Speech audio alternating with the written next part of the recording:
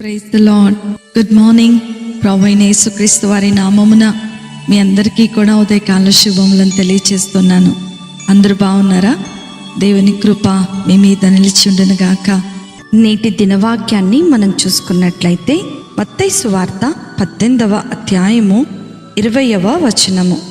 ఎక్కడ ఇద్దరు లేక ముగ్గురు నా నామమున కూడి ఉందురో అక్కడ వారి మధ్యలో నేను ఉంటాను అని యేసయ్య చెప్పెను. హల్లెలూయా.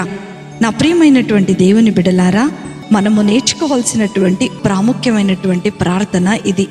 చాలాసార్లు సహవాసములోనే ఈ యొక్క ఇద్దరు ముగ్గురు కూడుకోవటం జరుగుతుంది అని అనుకుంటూ ఉంటాం. లేదంటే సంఘములోనే ఈ యొక్క ఇద్దరు ముగ్గురు కూడుకోవటం జరుగుతూ ఉంటుంది అని అనుకుంటూ ఉంటాం. కానీ చాలా ప్రాముఖ్యమైనటువంటి విషయాన్ని మనము మన జీవితంలో మర్చిపోతూ ఉంటాం. ఏంటి అనంటే కుటుంబ ప్రార్థన. కుటుంబంలో కూడా భర్త, భార్య, పిల్లలు మరి కూడుకొని ప్రార్థన చేస్తే అది ఎంత శక్తివంతమైనటువంటి ప్రార్థనో ఈ లేఖన భాగం ద్వారా దేవుడు మనకు తెలియచేస్తూ ఉన్నాడు. ఈ కుటుంబ ఆరాధన మన గృహములకు కంచెగా వేయబడుతుంది అని దేవుని యొక్క వాక్యము సెలవిస్తూ ఉంది. మన కుటుంబాలలో దేవునితో సాన్నిధ్యము, కుటుంబ సభ్యుల మధ్య ప్రేమను పెంచగలిగేది ఏదైనా ఉంది అనంటే అది కేవలము కుటుంబ ప్రార్థనే. క్రైస్తవ కుటుంబాలలో కుటుంబ ప్రార్థన అత్యంత ప్రాధాన్యమైనది. లేదంటే పైకప్పు లేకుండా 4 గోడల మధ్య నివాసము చేసే గృహము ఏ రీతిగా భద్రత లేకుండా ఉంటుందో అదే రీతిగా కుటుంబ ప్రార్థన లేని గృహాలు, వారి ఆధ్యాత్మికమైనటువంటి జీవితాలు అదే రీతిగా ఉంటాయని దేవుని యొక్క వాక్యము సెలవిస్తూ ఉంది. కలిసి ప్రార్థించే వరమును మనమందరము కూడా పొందుకొని ఉండాలని దేవుని యొక్క వాక్యము సెలవిస్తూ ఉంది. ఈరోజు కలిసి ప్రార్థించే మనసు మీకు లేనప్పుడు, మీ మధ్యలో లేకపోతే మీ ఇంటిలో యేసయ్య ఎలా ఉంటాడు? ఒక్కసారి నా ప్రియమైన సహోదరి సహోదరులారా, ఒక్కసారి ఆలోచించండి.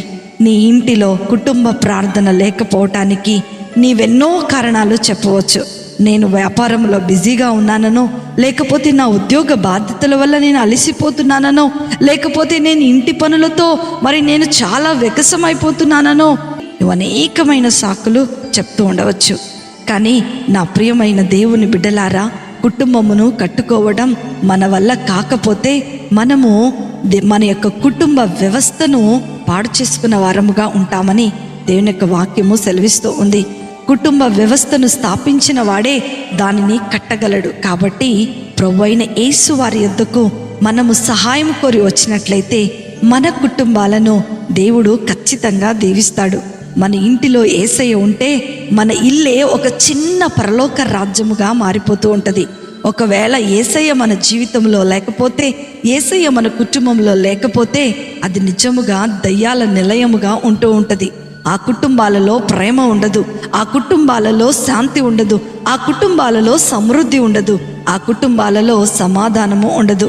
యేసయ్య ఉన్న ఇంటిలో పాపము ఉండదని లూకా సువార్త 19వ అధ్యాయము 1 నుండి 10 వచనాల వరకు చదువుకున్న సందర్భములో దేవుడు మనతో మాట్లాడుతూ ఉన్నాడు. యేసయ్య ఉన్న ఇంటిలో రోగాలు ఉండవు, యేసయ్య ఉన్న ఇంటిలో కొదువ ఉండదు, మరి యేసయ్య ఉన్న ఇంటిలో ఏది కూడా గొప్ప సమాధానం ఉంటుంది. యేసయ్య ఉన్న ఇంటిలో నిత్యము స్తుతినే ధూపముగా ఉంటూ ఉంటుంది. నా ప్రియమైన దేవుని బిడ్డలారా, ఈ ఉదయకాల సమయంలో దేవుడు మనతో మాట్లాడుతూ ఉన్నారు. మీ ఇంటిలో కుటుంబ ప్రార్థన ఉందా? లేకంటే నేడే నీవు ప్రారంభం చేసుకో. అది కొంతమందితోనే కాదు, నీ బిడ్డలు, నీ భర్త, నీ భార్య, ఒకవేళ భర్తలు లేకపోతే భార్య, పిల్లలు మీరు పెట్టుకొని ప్రార్థన ప్రారంభించగలిగినట్లయితే నీ హృదయంలో ఉన్న భారమును దేవుడు తొలగించబోతూ ఉన్నాడు. ప్రార్థనలో నీ జీవితంలో ఉన్నటువంటి ప్రతి కొరతను ప్రభు తీసివేయబోతూ ఉన్నాడు. కనుకనే నా ప్రియమైనటువంటి దేవుని బిడ్డలారా, ఈ ఉదయకాల సమయంలో మంచి తీర్మానం చేసుకో. ప్రభువా, ఈ రోజు నుంచి ఖచ్చితంగా నేను నా కుటుంబంతో కలిసి ప్రార్థన చేస్తాను ప్రభువా. ఎన్నటెన్నిటికి కూడా ఈ కుటుంబ ఆరాధనను నేను మర్చిపోను ప్రభువా. నా కుటుంబంలోనికి మీరు దిగిరండి, నీ నిత్య రాజ్యమును, నీ పరలోకమును నా కుటుంబంలో మీరు ఉంచండి అని నేను ప్రార్థించగలిగినట్లయితే దేవుని యొక్క గొప్ప సమాధానము, దేవుని యొక్క గొప్ప సమృద్ధి, దేవుని యొక్క గొప్ప ఆశీర్వాదములు నీ కుటుంబంలోనికి దిగిరాపోతున్నాయి.